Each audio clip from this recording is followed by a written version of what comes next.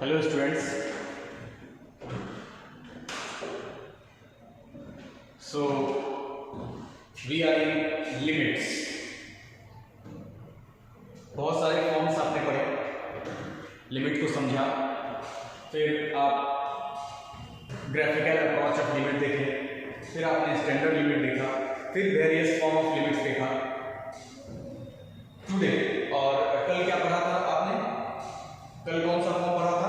1 to the power infinity is done and limit by expansion, limit by expansion पढ़ा था।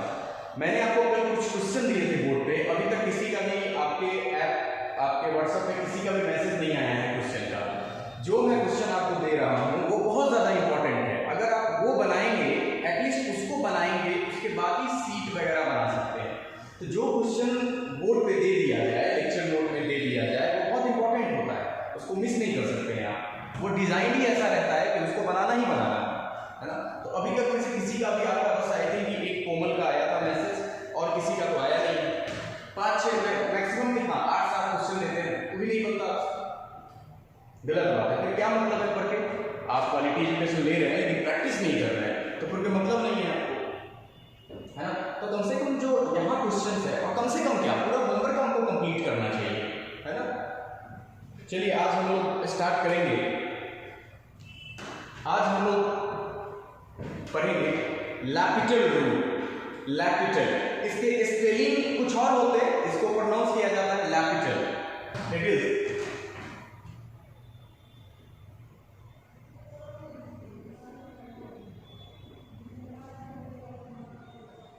ये आपको hospital दिख रहा होगा, ठीक है, पर it is termed as L'Hopital rule. L'Hopital rule, a great mathematician L'Hopital, तो उनका टाइटल था L'Hopital. So this rule is known as L'Hopital rule. Okay, ये रूल कब लगाएंगे? लिमिट्स में सबसे इंपॉर्टेंट यही बात तो है कि फॉर्म्स हमें पता होना चाहिए कि किस क्वेश्चन में अगर फंक्शन किस प्रकार का है। नेचर ऑफ फंक्शन पे अगर नेचर ऑफ फंक्शन देखा, अब इसमें कौन सा फॉर्म लगाना है, लिमिट और कंटिन्यूटी में, यही तो इंपॉर्टेंट है आपको। L'Hopital rule generally, I am talking generally, not 100%। Generally ये जो फॉर्म होता है, ये जो मेथड होता है, जनरली हम लोग 0/0 के में यूज करते हैं जनरली, पर समटाइम्स इंफिनिटी बाय इंफिनिटी भी आएंगे तो उसको हम इस फॉर्म में बनाएंगे, ठीक है, वो हम क्वेश्चन में देख लेंगे। पर हम कह सकते हैं जनरली 0/0 फॉर्म के लिए हम लोग इस्तेमाल करते हैं, ठीक है। क्या पर इसके कंडीशंस हैं, क्या कंडीशंस हैं? देखिए 0/0 का मतलब है एक function f of x numerator function हो गया और डिनोमिनेटर में g ऑफ कोई और फंक्शन होगा। तो ये कहता है if f of x and g of x are continuous, continuous तो जानते हैं ना बेटा, जिसका ग्राफ बनाने समय आपको पेन लिफ्ट नहीं करना पड़े, उसी को कंटिन्यूअस कहते हैं। हालांकि हम लोग कंटिन्यूअस का डिटेल स्टडी करेंगे, पर जनरली कंटिन्यूअस का मतलब वही जो आप समझते हैं, जैसे y = x², कैसा फंक्शन है तो आप कहेंगे कंटिन्यूअस है। क्यों कंटिन्यूअस है? y = x² का ग्राफ बनाने के लिए कहीं भी ब्रेक है, कहीं भी ग्राफ ब्रेक है, टूटा है ग्राफ, नहीं टूटा जैसे। लेकिन अगर आप बात करें ग्रेटेस्ट इंटीजर फंक्शन की, तो क्या ग्रेटेस्ट इंटीजर फंक्शन कंटिन्यूअस है? आप कहेंगे नहीं भैया, ग्रेटेस्ट इंटीजर तो कंटिन्यूअस नहीं है। 0 से 1 में ग्राफ ऐसा बनता है, फिर 1 से 2 में ऐसा बनता है, पढ़ा है आपने। तो कंटिन्यूअस वर्ड का मैथमेटिक्स में वही मीनिंग है जो आप समझ रहे हैं, means drawing the graph of a function without lifting pen.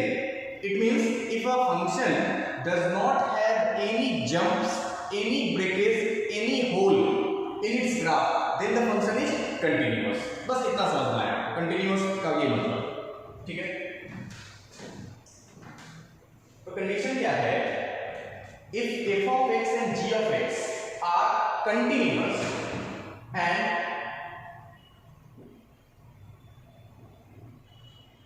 Differentiable. अब डिफरेंशिएबल क्या है? क्योंकि डिफरेंशिएबिलिटी टॉपिक तो इसके बाद पढ़ना है। आप बस इतना समझिए, डिफरेंस जिसका डेरिवेटिव आप निकालते हैं, अभी इतना समझिए। हालांकि ये बात सच नहीं है। डिफरेंशिएबल का मतलब बेटा जिसका आप डेरिवेटिव निकाल पाते हैं, अभी इतना यानी अगर कोई फंक्शन का ग्राफ शार्प कॉर्नर नहीं बना रहा होगा, शार्प कॉर्नर जैसे y is equal to mod x at x is equal to 0, ठीक है, y is equal to mod x at x is equal to 0। अगर आप ग्राफ बनाएंगे, इतना ग्राफ तो आता है आपको, y is equal to mod x का ग्राफ है। अच्छा 0 पे क्या हो रहा है, at x is equal to 0 पे क्या हो रहा है, क्या ये शार्प कॉर्नर नहीं बन रहा? तो हम ये कहेंगे this function is non differentiable at x is equal to 0। हालांकि अब आपको उतना यूज अभी नहीं करना है इसमें, क्योंकि जो फंक्शन होंगे ना लेफ्ट रूल से जो क्वेश्चन भी बनाएंगे उसमें डिफरेंशियल फंक्शन ही आपको दिया जाएगा, ठीक है, आप टेंशन नहीं लीजिए। हालांकि नेक्स्ट टॉपिक तो डिफरेंशिएबल है ही, तो f of x g of x continuous होना चाहिए, डिफरेंशिएबल होना चाहिए। ऑल्सो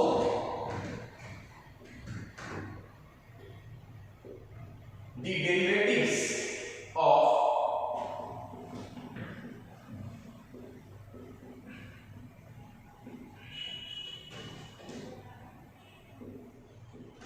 जो f of x और g of x फंक्शन है, न्यूमरेटर में f of x है, डिनोमिनेटर में g of x है, उसके डेरिवेटिव जो होगा वो भी कंटीन्यूअस होना चाहिए। ये कंडीशन है, ये कंडीशन है, ये दोनों कंडीशन अगर फुलफिल है तब आप लगा सकते हैं l'Hopital rule. Then limit x tending to 0 f of x by g of x। अब ऑन कंडीशन कि x tending to 0 पे f of x क्या बनना चाहिए, 0 बनना चाहिए, x tending to 0 पे g of x क्या बनना चाहिए, 0 बनना चाहिए, is equal to limit x tending to 0 f dash x upon g dash x।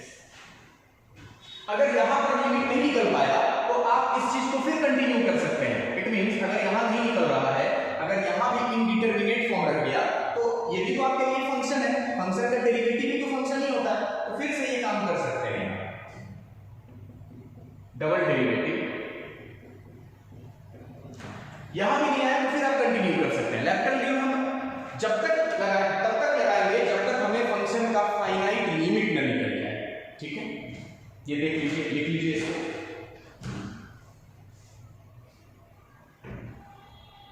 अच्छा आप यहां किए हुए नहीं, आप ए कर लो और ये कंडीशन होना चाहिए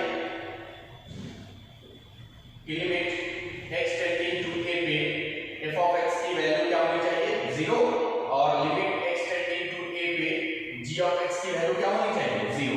तभी तो 0/0 का फॉर्म बनेगा। ये आपका l'Hopital रूल है, इस रूल को कहते हैं l'Hopital रूल। अगर function f of x by g of x के फॉर्म में हो, जनरली 0/0 बनाता हो, फंक्शन कंटीन्यूअस डिफरेंशिएबल होना चाहिए और उस फंक्शंस के डेरिवेटिव भी कंटीन्यूअस होने चाहिए, तब आप ये यूज कर सकते हैं, तब आप ये l'Hopital रूल यूज कर सकते हैं, ठीक है। I hope this is clear. l'Hopital rule लगाने के लिए क्या क्या कंडीशन चाहिए, आगे प्रोसीड करें हम लोग। चलिए आगे प्रोसीड करते हैं।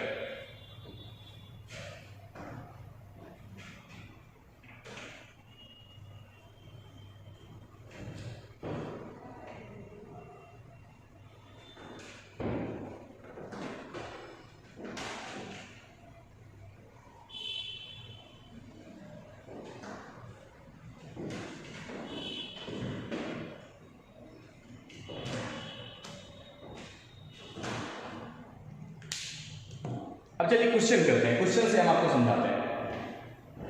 आराम से देखिए, क्वेश्चन से आप बेटर समझ पाएंगे कि l'Hopital रूल कब यूज करना है।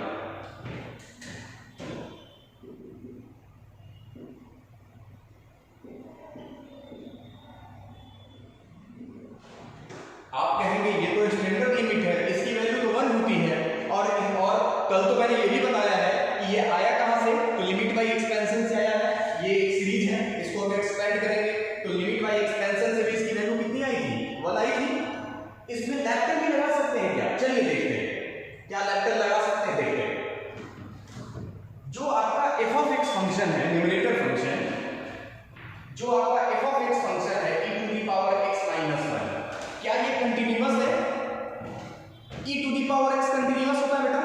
टू दी पावर एक्स का ग्राफ कंटिन्यूअस है, तो e to the power x minus 1 का ग्राफ कैसा होगा?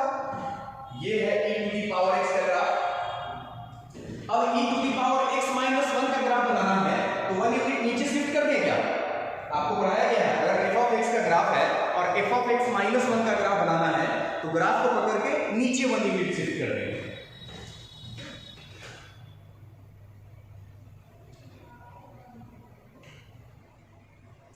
ये अभी कौन सा पॉइंट होता है बताइए? 0,1 होता है क्या? ये e to the power x minus 1 का ग्राफ है क्या? e to the power x minus 1 का ग्राफ क्या ये कंटीन्यूअस नहीं? ये आपको बनाना नहीं है, बस मैं आपको समझा रहा हूं। ये जब क्वेश्चन आएगा तो ये सब करने की जरूरत नहीं है, just I am making you understand so that सब चीज क्रिस्टल क्लियर हो जाए आपका। बात समझ में आ रही है? मैंने ये कहा कि ये f ऑफ x है, तो f of x continuous function है, बिल्कुल कंटीन्यूअस फंक्शन है, e to the power x minus 1 continuous function है, ठीक है। अच्छा g ऑफ x क्या है बेटा? x, तो y is equal to x का ग्राफ वैसे भी कंटीन्यूअस होता है, बताइए। इट मींस ये भी कंटीन्यूअस है, इसलिए भी कंटीन्यूअस है। अच्छा ये डिफरेंशिएबल है क्या? तो फिलहाल के लिए आप जान जाइए एक्सपोनेंशियल फंक्शन डिफरेंशिएबल होता है, लीनियर फंक्शन डिफरेंशिएबल होता है, ठीक है। कौन सा फंक्शन डिफरेंशिएबल नहीं होगा? जो अपना डिफिनीशन चेंज करता होगा, जैसे मॉड अपना डिफिनीशन चेंज करता है, क्रिटिकल वैल्यू के राइट साइड में पॉजिटिव मॉड होता है, क्रिटिकल वैल्यू के लेफ्ट साइड में नेगेटिव मॉड होता है। तो जिस फंक्शन का डिफिनीशन चेंज हो जाता है वहां पे डिफरेंशिएबिलिटी चेक करना होता है, पर जिसका नहीं चेंज होता है उसके लिए नहीं है। जैसे e to the power x minus 1 simply एक फंक्शन, तो ये डिफरेंशिएबल है, ठीक है। अच्छा क्या इसके डेरिवेटिव कंटीन्यूअस है? बिल्कुल कंटीन्यूअस है। e to the power x minus 1 का डेरिवेटिव आता है निकालने, कितना हो जाएगा बेटा? e to the power x, physics में भी आपने पढ़ा होगा। अच्छा तो e to the power x तो ऑब्वियसली कंटीन्यूअस है। अच्छा x का डेरिवेटिव क्या होगा? 1, y is equal to 1 line की तो कंटीन्यूअस फंक्शन है। तो सारी चीजें अब जरा ये चेक कर लो, एट x टेंडिंग टू 0 क्या 0/0 का फॉर्म है? Put x is equal to 0, अगर आप x is equal to 0 put करेंगे e to the power 0 1, 1 minus 1 0। अच्छा x टेंडिंग टू 0 पे x की वैल्यू क्या होगी? 0। इट मींस जितने भी कंडीशन है लैपिटल रूल के सारे यहां फुलफिल्ड हैं। तो क्या हम यूज कर सकते हैं लैपिटल रूल? ऑब्वियसली कर सकते हैं। तो अगर इस फंक्शन का लिमिट लगाना है तो लिमिट x टेंडिंग टू 0, इसका डेरिवेटिव अलग निकलेगा, e to the power minus x का डेरिवेटिव क्या होगा बेटा? e to the power x और माइनस 1 का 0, और x का डेरिवेटिव क्या होगा बेटा? 1। अब लिमिट निकालने के लिए क्या हम 0 नहीं डाल सकते हैं? डाल सकते हैं, क्योंकि इंडिटरमिनेट फॉर्म तो होगा नहीं। तो now tell me x tending to 0 पे e to the power x की वैल्यू क्या 1 नहीं होगी? e टू द पावर 0 1 नहीं होता?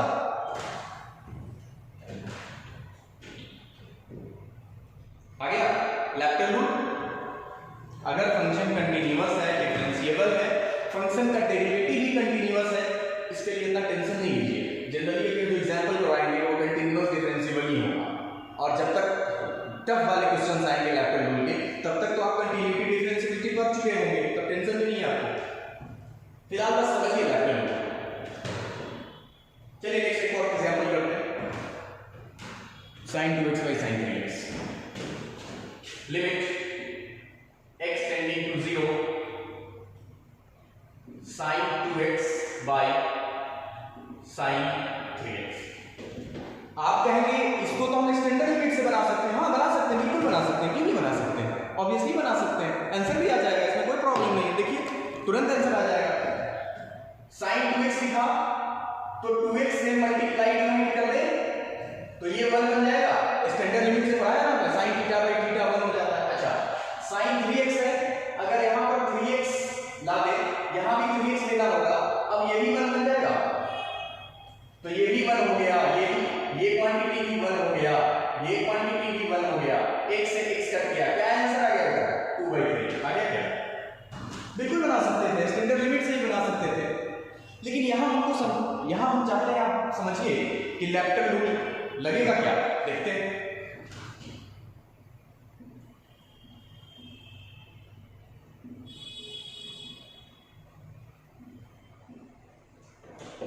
ये है आपका f ऑफ x। क्या साइन फंक्शन कंटीन्यूअस नहीं होता? होता है। ये भी कंटीन्यूअस है, साइन फंक्शन डिफरेंशिएबल भी होता है, क्योंकि आप उसका ग्राफ देखिए बिल्कुल स्मूथ ग्राफ बनता है, कहीं भी शार्प कॉर्नर नहीं होगा, कहीं भी शार्प कॉर्नर नहीं होगा। जैसे मॉडुलस में शार्प कॉर्नर होता है उस तरह साइन में शार्प कॉर्नर नहीं होता है। तो कंटिन्यूअस भी है, डिफरेंशिएबल भी है, 0/0 फॉर्म है क्या? 0/0 फॉर्म भी है। तो क्या लगा सकते हैं बेटा हम लोग? लैप्टल लगा सकते हैं, लगा दीजिए L'Hopital. Limit x tending to 0 sin 2x का डेरिवेटिव, रिमेंबर sin का डेरिवेटिव क्या होता है? cos होता है क्या? cos 2x into 2 भी होगा, चेन रूल से आपको टेंशन पढ़ाया गया होगा। sin 3x का डेरिवेटिव क्या होगा? cos 3x by now x tending to 0 पे cos x का वैल्यू क्या होता है? 1 होता है, और कोई इंडिटरमिनेट फॉर्म नहीं होता है sin की तरह। तो x टेंडिंग टू 0 पे इसकी वैल्यू 1 हो जाएगी, इसकी भी वैल्यू 1 हो जाएगी, आंसर क्या 2/3 बचेगा। देखिए कोई प्रॉब्लम है, रिपीट करके वीडियो को आप देख सकते हैं, कोई प्रॉब्लम वाली बात होनी ही नहीं चाहिए। फंक्शन कंटीन्यूअस है, डिफरेंशिएबल है, f ऑफ x का डेरिवेटिव g ऑफ x का डेरिवेटिव लीजिए, लिमिट आ जाएगा। इसी को कहते हैं लैपिटल रूल। और आगे प्रोसीड करते हैं और क्वेश्चन सॉल्व करते हैं।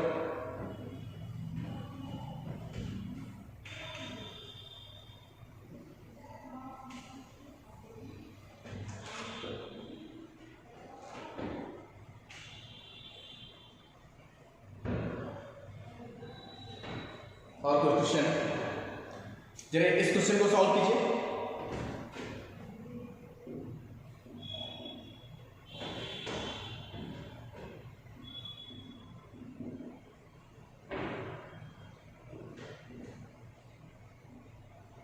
इस क्वेश्चन को सॉल्व कीजिए।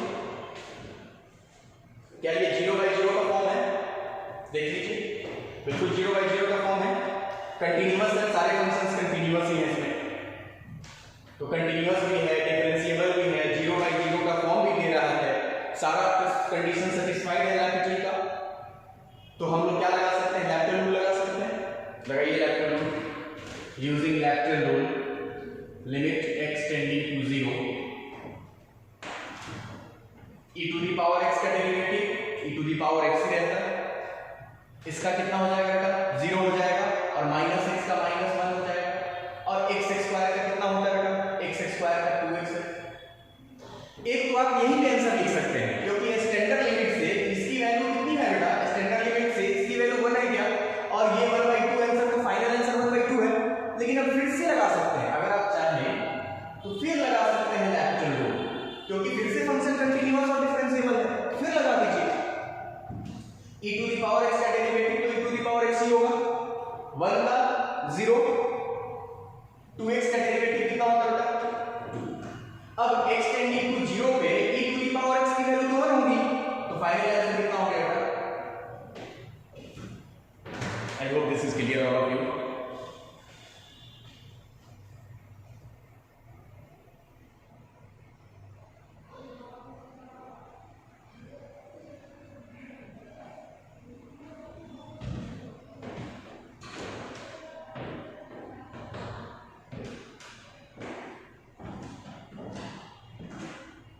चलिए एक दो क्वेश्चन आप खुद सॉल्व करने की कोशिश कीजिए।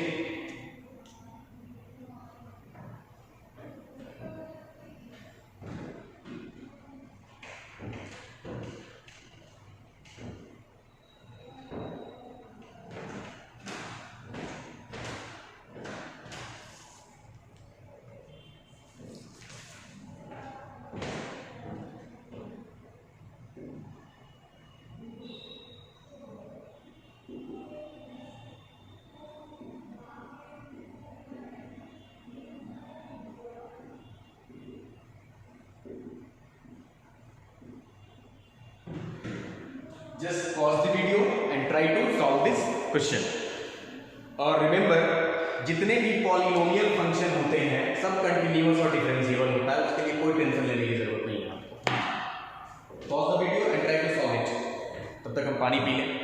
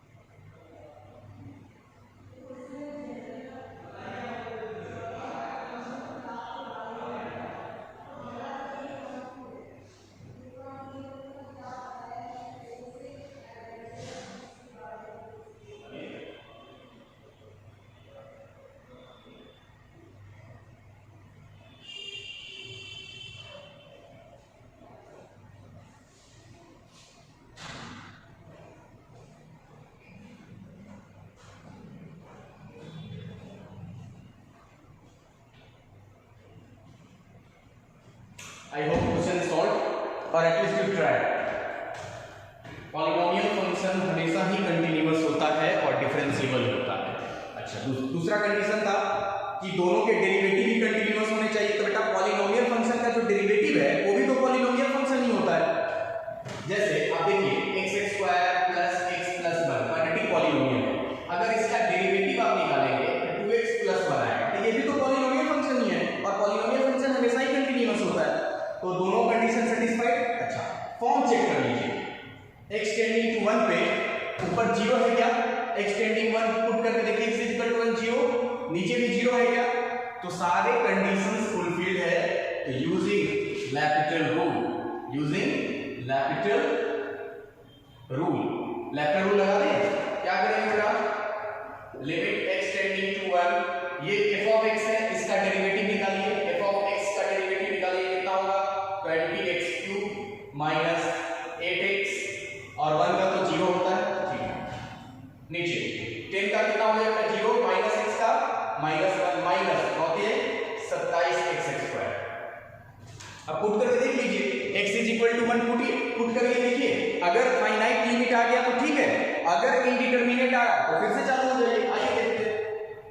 x इज इक्वल टू 1 डालिए, x इज इक्वल टू 1 डालेंगे तो 20 minus 8 that is 12। x is equal to 1 डालेंगे कितना होगा बेटा? -1 और माइनस कितना? 27 that is 12 by -28। Calculation is yours, calculation कर लीजिए, 4 से काट दीजिए, 4 की आई -3/7। देख लो है क्या आंसर? कैलकुलेशन बस गलत ना हो तो बाकी सब कुछ सही है। -3/7, I hope this is right. अब आपके मन में एक सवाल आ रहा होगा कि लैपिटल रूल पहले अगर बता दिया जाता तो बहुत सारा फॉर्म्स को पढ़ना भी नहीं पड़ता। नहीं बेटा, ऐसा नहीं है, सबके अपने तरीके हैं, सारे फॉर्म्स की जरूरत होती है, ठीक है। अगर एग्जाम में अगर रूल फॉलो वाला लैपिटल से बनने वाला होगा, आप लैपिटल से बना लीजिएगा, ठीक है, आप लैपिटल से बना लेना। बट ऐसा नहीं है कि बाकी फॉर्म्स को छोड़ के लैपिटल पढ़ाना स्टार्ट कर दें, ऐसा भी नहीं। आगे बढ़े। चलिए और एक दो क्वेश्चन करते हैं।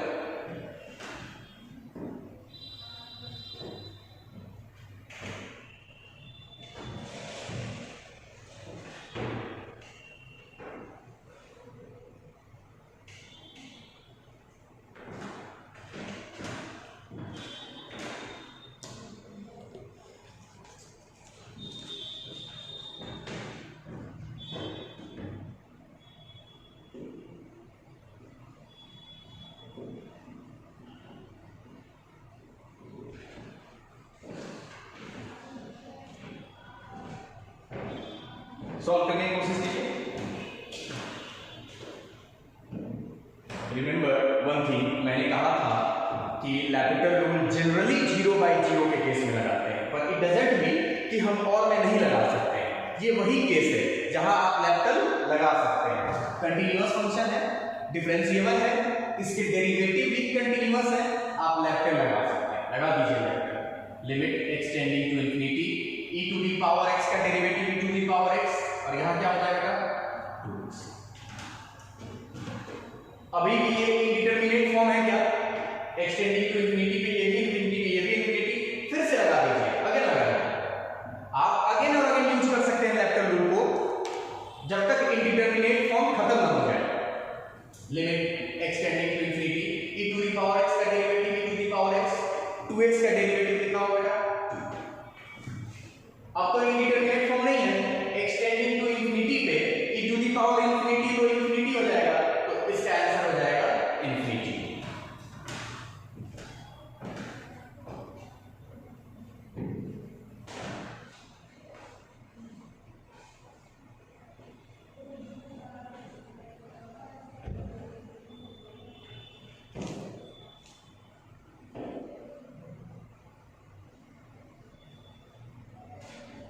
चलिए नेक्स्ट क्वेश्चन करते हैं।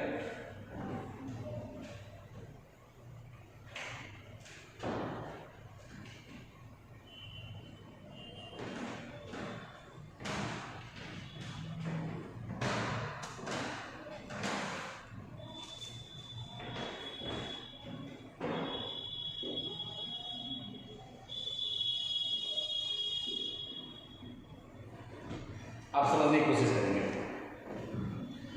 x टेंडिंग टू 0 प्लस है, 0 क्यों नहीं है सोचा है कभी आपने? क्वेश्चन में 0 देखिए, x टेंडिंग टू अगर हम 0 कहते हैं तो इसका मतलब उस फंक्शन को 0 के लेफ्ट साइड से भी चेक करना और राइट साइड से भी चेक करना। चूंकि यहाँ पे फंक्शन आपका log है, log तो नेगेटिव ले नहीं सकता वैल्यू, इसीलिए ये क्वेश्चन जो बनाया गया, डिजाइन किया गया, तो x टेंडिंग टू 0 प्लस रखा गया। बात समझ में आ रही है? बात समझ में आ रही है? अगर ये क्वेश्चन पूछ देता x टेंडिंग टू 0 पे तो आंसर डायरेक्ट हो जाता नॉट डिफाइंड, क्योंकि log का आर्गुमेंट कभी नेगेटिव नहीं होता है, आप पढ़ चुके हैं। ठीक है, अब जरा देखिए ये कौन सा फॉर्म है, पहले फॉर्म चेक कर ले, क्या फॉर्म चेक करें। x टेंडिंग टू 0 प्लस पे ये तो 0 हो जाएगा बेटा, और ln 0 कितना होता है बेटा? Minus infinite. आप log का अगर ग्राफ आपको ध्यान है, ये ln x का ग्राफ है, ये बेटा ln x का ग्राफ है। आप देखिए अगर x टेंडिंग टू 0 होगा, अगर आप x टेंडिंग टू 0 होगा तो y टेंडिंग टू क्या लगा है? ये कहां मिलेगा? Minus infinite. तो अभी आप लेफ्टर नहीं लगा सकते क्योंकि ना तो ये 0/0 फॉर्म है, ना ये इनफाइनाइट बाय इनफाइनाइट फॉर्म है। यानी लेफ्टर लगाने के लिए आपका function f of x by g of x दिखना चाहिए, तभी आप लेफ्टर लगा सकते हैं। लेफ्टर लगाने के लिए आपका जो फंक्शन है f of x g of x के फॉर्म में दिखना चाहिए, तभी आप लेफ्टर लगा सकते हैं, अदरवाइज आप नहीं लगा सकते हैं। तो ठीक है, अभी तो ऐसे भी नहीं लगा सकते। ठीक है, तो कुछ करते हैं, जुगाड़ करते हैं। क्या है जुगाड़? Limit x tending to 0 plus, value तो आप नहीं चेंज कर सकते हैं, लेकिन जुगाड़ लगा सकते हैं। क्या लगा सकते हैं? ऐसे लिख सकते हैं बेटा, ऐसे भी तो ये वाला क्वांटिटी ऊपर ही जाएगा, तीसरा जो दुपट्टा होता है वो ऊपर ही जाता है। अब इससे मेरा काम बन गया, क्या काम बन गया? ये रहा आपका f of x और ये रहा आपका g of x। अब उस फॉर्म में आ गया जिस फॉर्म में रहने पर हम लेफ्टर लगा सकते हैं। अब दोनों ही कंटीन्यूअस फंक्शन है, log भी कंटीन्यूअस है और y is equal to 1/x, graph आपको पता है ये भी कंटीन्यूअस होता है। ठीक है, डिफरेंशिएबल भी है, सब कुछ है ना, और इनफाइनाइट बाय इनफाइनाइट भी आ गया, माइनस इनफाइनाइट बाय इनफाइनाइट। कोई टेंशन भी नहीं, लगा दीजिए लेफ्टर, लगा दीजिए लेफ्टर।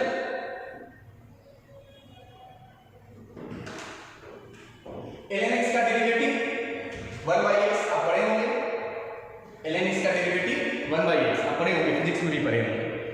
और 1/x का डेरिवेटिव माइनस 1/x²। डेरिवेटिव निकालने आता है बेटा, 1/x का डेरिवेटिव निकालना है, इट मींस ये क्या लिखा हुआ है? x to the power -1 1/x, और इसमें कौन सा रूल लगा देंगे? x to the power n वाला, फिजिक्स में आप पढ़े होंगे ना, x to the power n का डेरिवेटिव क्या होता है? nx n -1, है ना। तो इसमें लगाएंगे तो क्या हो जाएगा? -1 और x टू दी पावर -1 तो इजंट इट -1/x²। और ऐसे भी ये 1/x का डेरिवेटिव आपको पता होना चाहिए, ये बार बार यूज होगा। कुछ चीजें ऐसी हैं जिनका डेरिवेटिव आपको याद ही रहना चाहिए। 1/x का डेरिवेटिव -1/x²। आप कैलकुलेशन करें, limit x tending to 0 plus, आप जान रहे हैं ये x ये कैसे लिखा हुआ बेटा? 1/x into x²/1। ठीक है, एक x से एक x कट जाएगा। अब क्या इंडिटरमिनेट फॉर्म है? बिल्कुल नहीं है। क्या बचा आपके पास? सिंपली बचा limit x tending to 0 plus -x। क्या वैल्यू हो जाएगी? क्या ये 0 नहीं हो जाएगा? 0 के आसपास। कोई इंडिटरमिनेट फॉर्म तो है नहीं कि कोई टेंशन है, डायरेक्ट आप 0 प्लस क्वांटिटी अगर डालेंगे -x में तो क्या मिलेगा? 0 ही मिलेगा। सो 0 will be the answer. This is L'Hopital।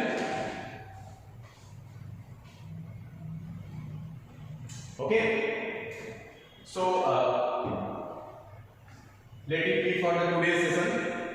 Your L'Hopital will only one theorem is remaining, that is the sandwich theorem. आपके लिमिट में एकमात्र थ्योरम बचा है बेटा, सैंडविच थ्योरम। वो हम लोग कल पढ़ेंगे और कल कुछ डाउट जो भी आपका होगा हम लोग कल कर लेंगे, ठीक है, और कल लिमिट को समाप्त कर देंगे। अब आप पूरा सीट लगा सकते हैं, धीरे धीरे पूरा सीट लगा